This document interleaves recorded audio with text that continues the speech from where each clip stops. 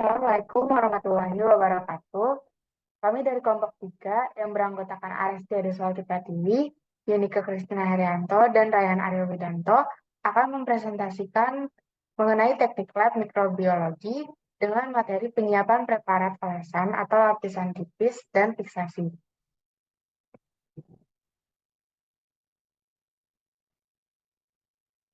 Yang pertama, apa itu metode smear? Metode smear merupakan salah satu teknik dalam bidang mikroteknologi yang digunakan untuk membuat preparat mikroskopis dengan cara menyebar atau membentuk lapisan tipis dari bahan, baik berupa cairan maupun non-cairan. Metode ini umumnya digunakan untuk membuat preparat darah, protozoa, cairan hemolimfa belalang, spermatozoa, mukosa mulut, dan mukosa vagina. Selanjutnya, untuk prinsipnya itu, metode pemeriksaan sediaan apusan melibatkan penetesan sampel pada objek kaca yang ditempatkan di atasnya. Kemudian dilakukan pengecatan dan pemeriksaan di bawah mikroskop. Tujuan pemeriksaan apusan darah ini antara lain untuk mengevaluasi bentuk dari sel darah tepi, memperkirakan jumlah leukosit dan trombosit, serta mengidentifikasi keberadaan parasit. Nah, selanjutnya, ada contoh pembuatan preparat olesan tipis. Yang pertama, pembuatan sediaan darah tipis. Yang kedua, pembuatan sediaan olesan dari jaringan. Yang ketiga, pembuatan sediaan darah tebal. Dan yang keempat, pembuatan sediaan nanah yang tebal. Selanjutnya di sini ada pembuatan preparat olesan. Yang pertama, dibersihkan objek gelas dengan alkohol 70% atau disterilisasi dengan pemanasan bunsen. Selanjutnya, dipanaskan besi oseh dengan bunsen sampai menyala merah. Setelah itu, diambil sampel bakteri menggunakan besi oseh. Selanjutnya, diletakkan objek gelas dengan bentuk lingkaran diameter sampai ukuran 5 cm dan ditetesi aquades. Kemudian, membiarkan preparat kering. Selanjutnya, difiksasi preparat yang sudah kering dengan metanol dengan diteteskan sampai sampel semua terbasahi. Dan yang terakhir, dibuang sisa kelebihan metanol, dikeringkan dan diletakkan pada rak objek. Gelas preparat siap dilakukan pewarnaan.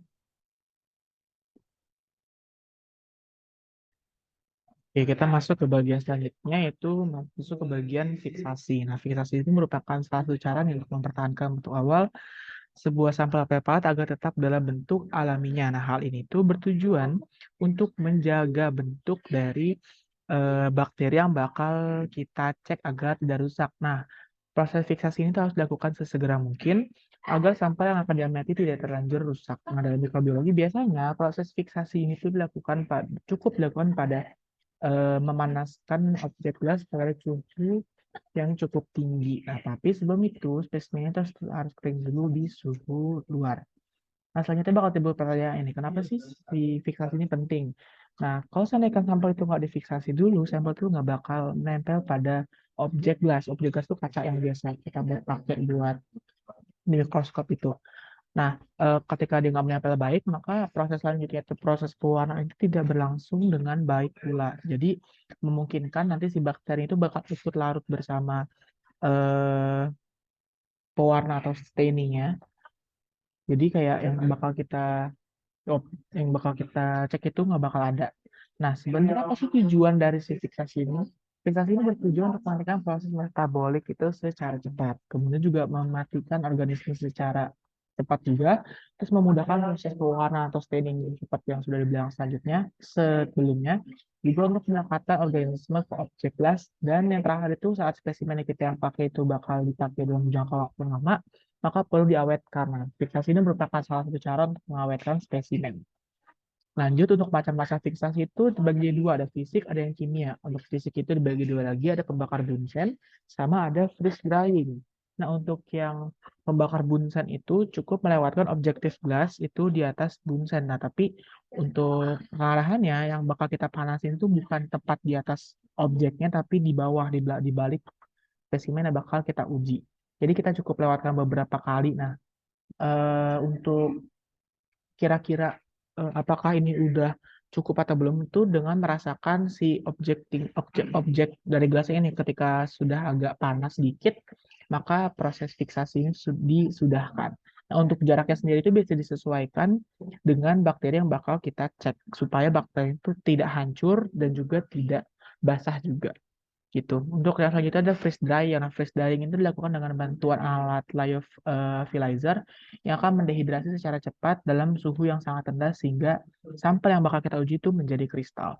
Nah, sebenarnya apa sih apa sih kelebihan dari si fiksasi secara freeze drying ini? Pertama itu produk yang dihasilkan akan menjadi lebih stabil kualitasnya secara bentuk maupun secara warna, dan dia itu tuh memiliki daya rehidrasi yang meningkat. Jadi karena si airnya itu benar-benar dihilangkan, jadi bentuknya tuh tetap dan warna tetap. Jadi ketika di rehidrasi atau dikasih warna atau staining, maka bentuk produk dan struktur dari badan dari si spesimen itu tidak berubah sama sekali.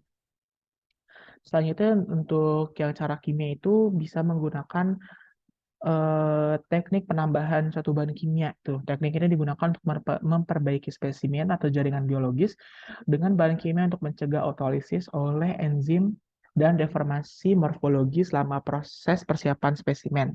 Nah, ini tuh dapat melindungi si spesimen juga dari pengotor-pengotor luar gitu.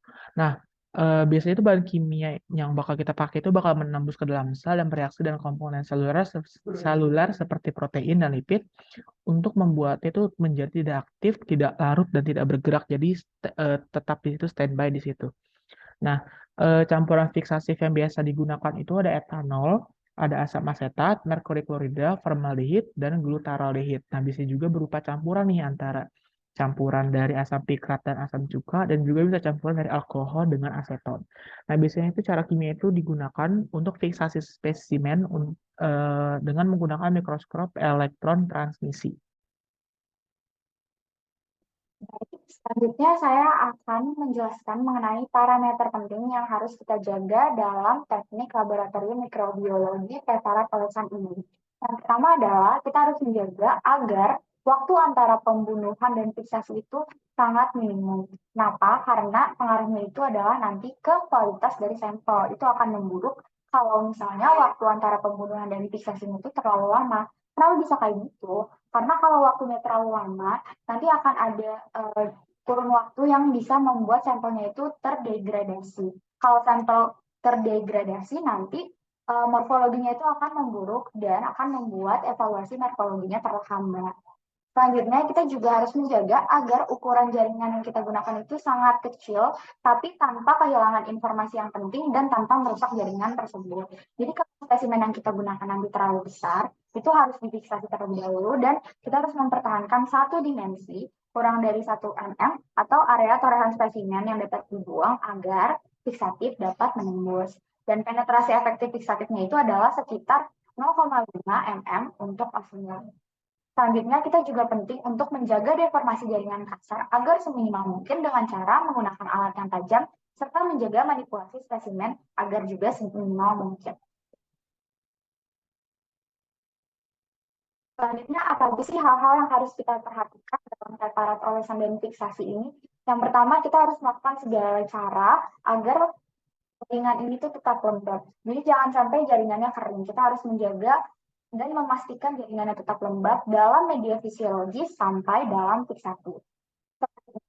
Jika benda uji mengapung, kita harus mencelupkan spesimen agar dia terendam. Jadi nggak boleh sampai kering, dia harus terendam. Dan kita bisa merendamnya itu dengan cara mencelupkan ke dalam bahan pembasah sebentar sebelum fiksasi, atau bisa juga dengan penambahan bahan pembasah ke dalam larutan fiksatif.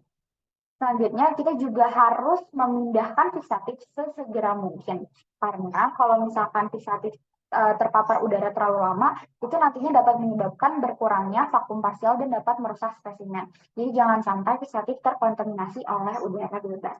Setelah spesimen difiksasi, kita juga harus menggunakan vial yang sama selama proses preparasi berlangsung. Fiksatif paling baik dilakukan dan digunakan pada saat kondisi yang segar. Jadi kita harus mengasumsikan bahwa semua fiksatif itu setidaknya sedikit fotoaktif dan semuanya sensitif terhadap oksidasi di lingkungan. Sehingga kita harus menyimpan fiksatif di lemari es atau di freezer, lalu dihangatkan hingga suhu kamar sebelum kita gunakan agar kondisinya tetap segar dan optimal saat digunakan. Mungkin sekian presentasi dan pemaparan materi mengenai preparat olesan dan fiksasi dari kelompok 3. Kami ada beberapa pertanyaan yang masih kurang kami pahami dari materi ini, Bu. Yang pertama adalah kami ingin bertanya, apakah metode smear dan fiksasi ini dapat kita terapkan dan kita gunakan pada seluruh mikroba, baik yang patogen maupun yang non-patogen? Lalu yang kedua, kami ingin bertanya mengenai pemaparan tentang metode pembakar Bunsen dan freeze drying yang sudah dijelaskan oleh Raihan di slide-slide sebelumnya. Apakah ada yang membedakan dari segi output yang dihasilkan kalau kita menggunakan kedua teknik itu, dan pada kondisi seperti apakah kita harus menggunakan teknik pembakar Bunsen, dan pada kondisi seperti apa kita harus menggunakan teknik freeze drying. Mungkin segitu dulu hasil pemaparan presentasi serta pertanyaan dari kelompok 3. Sekian dan terima kasih Bu Yani.